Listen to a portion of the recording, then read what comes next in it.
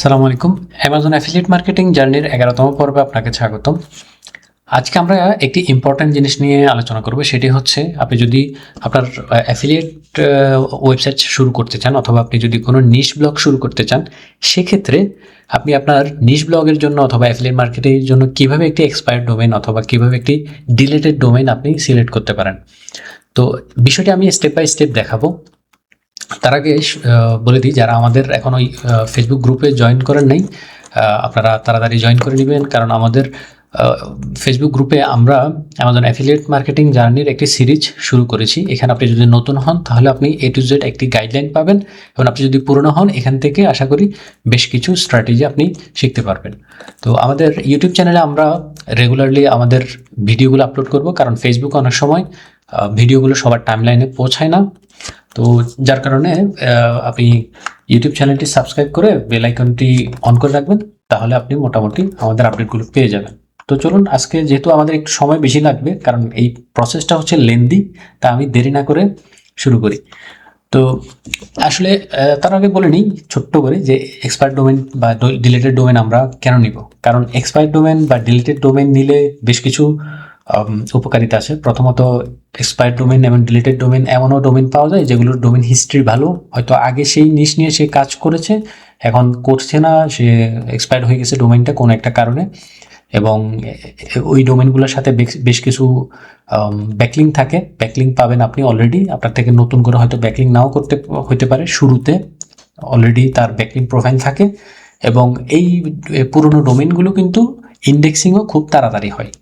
কারণ হচ্ছে আপনার যেহেতু সে আগে অলরেডি লাইভ ছিল, তার কিছু পেজ অবশ্যই সাইটেশনে ছিল, অবশ্যই কিছু পেজ ইন্ডেক্সিংয়ে ছিল। আপনি যদি এরকম একটা ডোমেন পেয়ে যান, সেক্ষেত্রে এই ডোমেনটা আপনার সময়টা অনেক বাঁচাই দিবে। যেমন আপনি যদি 3 মাস বা 6 মাস লাগে আপনার একটা ডোমেন, নতুন ফ্রেশ ডোমেন আপনার ইমপ্রুভ করতে, তো এই 3 মাস বা 6 মাস আপনার কিন্তু এক্সপায়ার্ড ডোমেনটা বাঁচাই দিচ্ছে। তার মানে আপনি যদি এখন শুরু করেন, সপ্তাহ 10 দিনের পরেই কিন্তু আপনি ইমপ্রেশন পেতে শুরু করবেন। আমি এরকমও ডোমেন এখান থেকে নিছি যে 1 সপ্তাহের মধ্যে ইমপ্রেশন আসা শুরু করছে, কারণ এটা অলরেডি লাইভে ছিল এর আগে। তো চলুন শুরু করি। এখন আপনার এক্সপায়ার ডোমেন খুঁজতে হলে সর্বপ্রথম আপনাকে expireddomains.net এই ওয়েবসাইটে আসতে হবে। এখানে সাইন আপ করে নেবেন। সাইন আপ করার পর আপনি কোন এক্সটেনশনের ডোমেন চাচ্ছেন সেই জিনিসটা এখান থেকে সিলেক্ট করবেন। যেমন আমি .com ডোমেন চাচ্ছি, আমি এখানে .com সিলেক্ট করলাম। আপনি অন্য যদি এক্সটেনশন চান, সেক্ষেত্রে অন্য এক্সটেনশনে সিলেক্ট করে এখানে ক্লিক করবেন, আপনার ওই এক্সটেনশনের সবগুলো ডোমেন দেখাবে। তো এখন আমাদের মূল কাজ হচ্ছে এখানে ফিল্টারে। আপনি ফিল্টারে আসার পর সর্বপ্রথম যে জিনিসটা সবচেয়ে বেশি ইম্পর্ট্যান্ট, সেটা হচ্ছে আপনার যে নিশ, সেই নিশের ওয়ার্ডটা কিন্তু আপনার এখানে দিয়ে দেখবেন। একটা হচ্ছে স্টার্ট উইথ, মানে আপনি যদি আপনার নিশের ওয়ার্ডটা প্রথমে চান, যদি এক্সাম্পল দিই, আমি যদি কফি নিয়ে কাজ করি, তাহলে কফি ওয়ার্ডটা আমি প্রথমে চাচ্ছি ডোমেনের। তো সেক্ষেত্রে আমি যদি এটা দিয়ে ফিল্টার দিই, তাহলে দেখেন প্রথমে যে সমস্ত ডোমেইনগুলোর প্রথমে কফি ওয়ার্ডটা আছে সেগুলো আমাকে শো করবে। এবার আমি যদি এইটাকে এন্ডস উইথে দিই, তাহলে যে ডোমেইনগুলোর শেষে কফি আছে সেগুলো আমাকে দেখাবে। এখন আমি যদি এই সেম ওয়ার্ডটা আমি যদি কন্টেন্টস, মানে হচ্ছে প্রথমে শেষে অথবা মাঝখানে যে কোনো এক জায়গায় থাকবে এনি প্লেস, তাহলে সেক্ষেত্রে আমি যদি ফিল্টার দিই, তাহলে আমাকে কফি ওয়ার্ডটা যেই ডোমেইনে আছে সেই ডোমেইনগুলো আমাকে দেখাবে। তো আমি এখানে কন্টেন্টসে দিলাম। কন্টেন্টসে দেওয়ার পর যে নেক্সট জিনিসটা আমি ফিল্টার করি সেটা হচ্ছে নো নাম্বার, নো হাইপেন। কারণ নাম্বার আর হাইপেন থাকলে আপনার দেখা গেলো ডোমেইনটা ব্র্যান্ডেবল দেখায় না। তো এখানে অনেকগুলো আপনি চাইলে ফিল্টার করতে পারেন, আপনি একটা একটা দেখে নেবেন, কারণ আমি সবগুলো অপশন যদি এখন দেখাই ভিডিওটা অনেক বড় হয়ে যাবে। তো এরপর অ্যাডিশনালে চলে আসবেন। অ্যাডিশনালে আসার পর এইখানে কি কোনো কিছু ফিল্টার করার, এখানে কোনো কিছু ফিল্টার করতে হবে না, আপনি এসইওতে চলে আসবেন। এসইওতে একটা ইম্পর্টেন্ট জিনিস আপনি এখানে অবশ্যই অ্যাড করবেন, সেটি হচ্ছে SEMrush গুগল। তো SEMrush গুগল এখানে কিওয়ার্ড 1 দিয়ে দিবেন। এখন কিওয়ার্ড কেন 1 দিবেন, এটার কাজ কি সেটা আমি একটু পরেই বলতেছি। তো এখানে আপনি যদি ব্যাকলিঙ্ক চান, যে আপনার ডোমেনটা উইকিপিডিয়া থেকে কোনো ব্যাকলিঙ্ক থাকবে কিনা, তো সেক্ষেত্রে আপনি এখানে দিতে পারেন 1 2 3, যে উইকিপিডিয়া থেকে সে লিঙ্ক পাইছে কিনা ডোমেনটা, এইটা দিয়ে দিতে পারেন। আমি দিচ্ছি না, কারণ আমি চাচ্ছি না ওইরকম।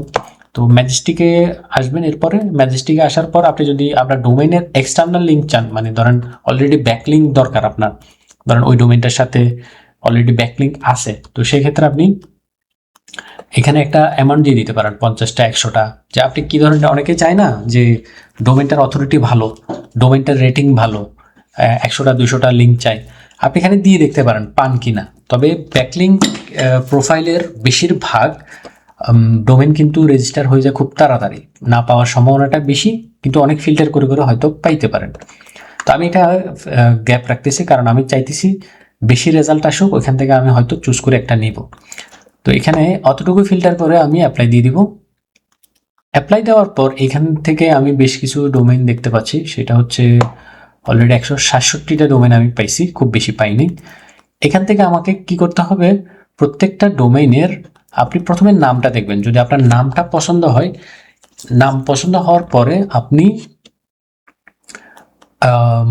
এটার আর্কাইভের হিস্ট্রি দেখবেন, যে আর্কাইভে এই ওয়েবসাইটের কোনো হিস্ট্রি আছে কিনা। যেগুলোর হিস্ট্রিটা ভালো থাকবে তার মানে ওই ডোমেইনগুলো আপনার অলরেডি সার্ভে ছিল, ওদের র্যাঙ্ক অলরেডি আছে। সো দেখেন এখানে 17টা আর্কাইভের রেকর্ড আছে এই ডোমেইনের। আচ্ছা, এটার হিস্ট্রি নাই, রেকর্ড আছে বাট ডোমেইনটার খুব একটা ভালো হিস্ট্রি নাই। এরপর আর কোনটা হইতে পারে, ToF coffee export, the coffee dose, এটার আর্কাইভে 16টা আছে। আচ্ছা, এটার মোটামুটি যতটুকু বোঝা যাচ্ছে হিস্ট্রি আছে।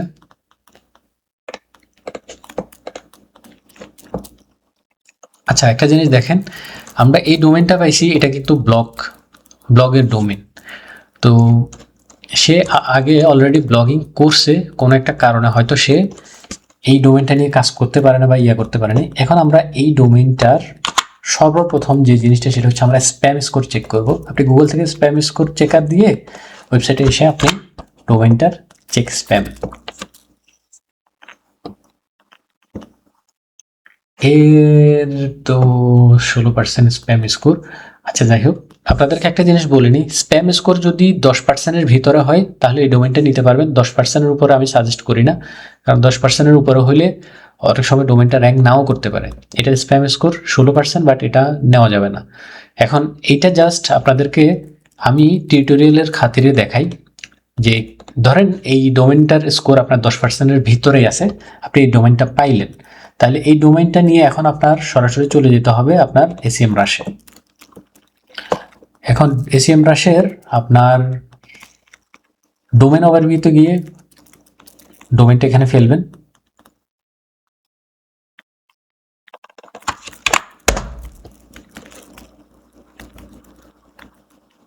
এইখানে কয়েকটা জিনিস এখানে খেয়াল করবেন। প্রথমে অথরিটি স্কোর, অথরিটি স্কোরে আপনার যেই ডোমেইনগুলোর স্প্যাম স্কোরগুলো বেশি থাকে, যেমন স্প্যাম স্কোর আপনি 20%-এর ভিতরেও নিতে পারেন, বাট রিস্ক না নেওয়াটাই ভালো।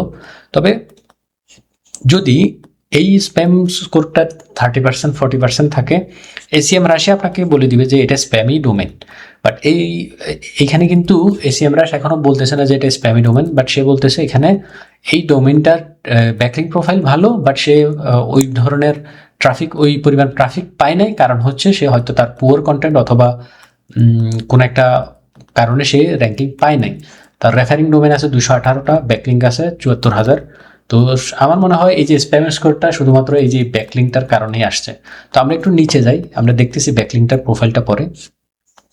আমি একটু নিচে গেলেই আপনি যদি যেই ডোমেনগুলোর স্প্যাম স্কোর কম থাকে সেগুলো দেখবেন যে এখানে আপনার ব্যাকলিংকের হিস্ট্রিটাও একটু কম থাকবে। তো এখানে আপনি একটু নিচে গেলে আপনি গুগল সার্পের এর অবস্থানটা একটু দেখবেন। এর বিষয় হচ্ছে এখানে দেখেন, সে কিন্তু গুগল সার্পে ছিল, বাট ভালো র্যাঙ্কিং করতে পারে নাই। এখন এই যে জিনিসটা, এগুলো কিন্তু সবগুলো ডোমেইনের থাকে না। কারণ আমরা এখানে এটা কিভাবে পাইলাম, আমি যে আপনাদেরকে এখানে একটা ফিল্টার দেখাইছি, যে এসইওতে আপনি যখন এসিএমরাশ গুগল কিওয়ার্ড দিবেন, তখন আপনি এইখানে যেই যে ডোমেনগুলোর গুগল মানে যে ডোমেনগুলো গুগল থেকে কিছু কিওয়ার্ড পিক করছে সেইগুলোর এখানে হিস্ট্রি দেখাবে।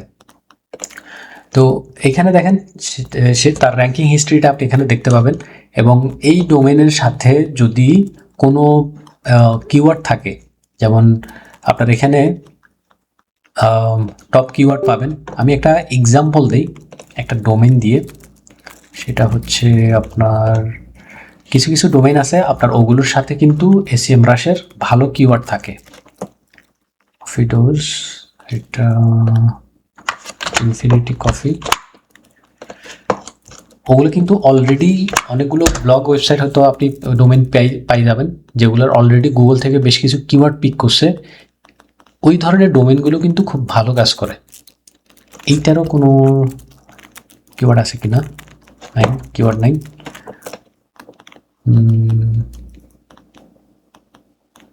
তারপর আর কই সবকো,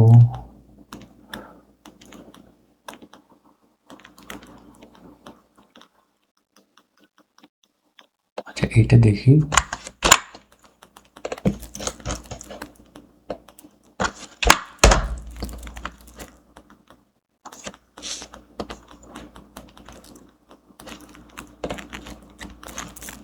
আচ্ছা এইটা দেখেন, ধরেন আপনি এমন একটা ডোমেন পাইলেন যে ডোমেনটার অলরেডি অর্গানিক কিওয়ার্ড আছে, এখানে 4টা দেখাচ্ছে, বাট আপনার ভাগ্য ভালো হলে আপনি এমনও ডোমেন পাই যেতে পারেন যেগুলোর কিন্তু হিউজ পরিমাণে আপনার কিওয়ার্ড আছে। তার মানে হচ্ছে সে গুগল থেকে এই ডোমেনের গুগল থেকে অলরেডি বেশ কিছু কিওয়ার্ড কিন্তু পিক করছে, বাট হয়তো সে র্যাঙ্কিং ভালো করতে পারে নাই, বা কন্টেন্ট ওইভাবে অপটিমাইজ করতে পারে নাই, বা এসিও করতে পারে নাই।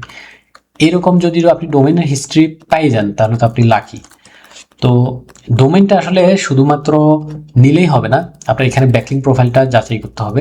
যেমন আপনার এই যে প্রথম আমরা যে ডোমেনটা সিলেক্ট করলাম, এই ডোমেনটার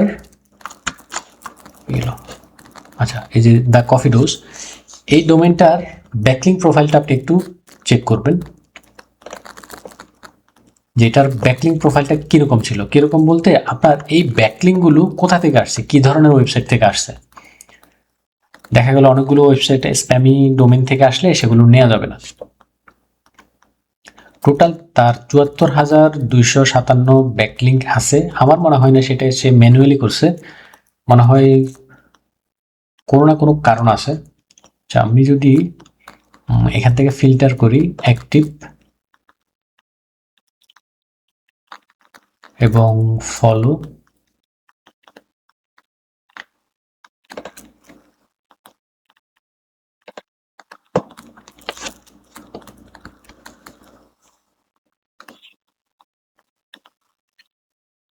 এই যে দেখেন এখানে আপনি দেখতে পাবেন সে কোন ওয়েবসাইট থেকে লিঙ্ক পাইছে এবং কোন পেজটা লিঙ্ক পাইছে। তো এগুলো কিন্তু সবগুলো ফলো লিঙ্ক, মানে ডু ফলো লিঙ্ক। তো সে এখানে দেখা গেল নন ইংলিশ ওয়েবসাইট থেকে। এখানে একটা জিনিস খেয়াল রাখবেন, সবসময় খেয়াল রাখবেন ডোমেন মানে ব্যাকলিঙ্কটা চেক করার সময় যে সে কোনো অ্যাডাল্ট ওয়েবসাইট থেকে লিঙ্ক পাইছে কিনা, এবং সে কোনো গ্যাম্বলিং অথবা কোনো রেস্ট্রিক্টেড ওয়েবসাইট থেকে সে বা স্প্যামি ওয়েবসাইট থেকে সে পাইছে কিনা, লিঙ্ক পাইছে কিনা। আপনি যদি এখানে দেখলেই বোঝা যাবেন যে .com, এই যে .edu.pl, অথবা আপনি এখানে একটু কিছুক্ষণ দেখবেন, দেখলে আপনি বুঝে যাবেন যে এই ডোমেনগুলার মানে এই ব্যাকলিংগুলো কী ধরনের ওয়েবসাইট থেকে আসছে। এখানে একটু ঘাটাঘাটি করলে আপনি বুঝে যাবেন। যদি এই যে যেমন এটা জাপানিজ ওয়েবসাইট থেকে আসছে, এটা থাই, বেশিরভাগ ভালো, বাট নন ইংলিশ। তো যাই হোক, এই ব্যাকলিং প্রোফাইলটা যখন আপনি দেখবেন যে না তার স্প্যামি ডোমেন থেকে আসে নাই, অ্যাডাল্ট ডোমেন থেকে আসে নাই, কোনো গ্যাম্বলিং ডোমেন থেকে আসে নাই, বা কোনো ধরেন সে একই ডোমেন থেকে সে বারবার ব্যাকলিং নাই, ধরেন সে হয়তো একটা ডোমেন থেকে 50টা লিঙ্ক নিছে। কীরকম কী করছে, সে একটা হয়তো নিজে ওয়েবসাইট খুলছে, সেটা থেকে 50টা পেজে সে নিজের ওয়েবসাইটের লিঙ্ক দিয়ে সে এখানে জাস্ট ব্যাকলিং প্রোফাইলটা বাড়াইছে, এরকমও হইতে পারে। তো এগুলো আপনি একটু চেক করে নেবেন যে একই ডোমেন থেকে বারবার সে আসছে কিনা। তো আসলে পুরো প্রসেসটা দেখাইলে হয়তো টিউটোরিয়ালটা পুরো 1 ঘন্টার চেয়ে বেশি হয়ে যাবে। আমি চাইতেছি জিনিসটা একটু শর্ট করার জন্য। তো আপনি এখানে একটু ফিল্টার করে দেখবেন যে আর কি ফিল্টার করা যায়। যে আপনার এই যে অনেকগুলো অপশন আছে, এগুলো আপনি একটা করে ফিল্টার করে দেখবেন। ফিল্টার করে আপনার থেকে যদি ফাইনালি মনে হয় যে না, এই ডোমেইনটা নেওয়া যাবে, ব্যাকলিংক প্রোফাইল ভালো, তার মোটামুটি কিওয়ার্ড আছে, আপনার গুগল থেকে বেশ কিছু কিওয়ার্ড পাইছে, তারপর ডোমেইনটার নামটা সুন্দর আছে, তাহলে তার ধরেন আবার তার ব্লগিংয়ের হিস্ট্রিও আছে, সে আগে ব্লগ করতো, তাহলে তো এটা আপনার জন্য মানে খুবই ভালো একটা জিনিস। সে অলরেডি ব্লগিং করছে, সে তার অলরেডি বেশ কিছু পেজ র্যাঙ্কিংয়ে ছিল। তো এই ধরনের ডোমেইনগুলো খুব ভালো পারফর্ম করে। এবং আমি একটা ডোমেইনে অলরেডি, এক্সপার্ট ডোমেইনে অলরেডি এরকম লিঙ্কগুলো দিছি। লিঙ্ক মানে আগে যে এক্সপায়ার্ড হয়েছে সেই লিঙ্কগুলো দেওয়ার পরে এই লিঙ্কগুলো এখন বিংয়ে খুব ভালো কাজ করতেছে। এবং হয়তো আমি 2-3টা ওয়েবসাইটের রেজাল্টও আপনাদেরকে গ্রুপে অবশ্যই শেয়ার করব।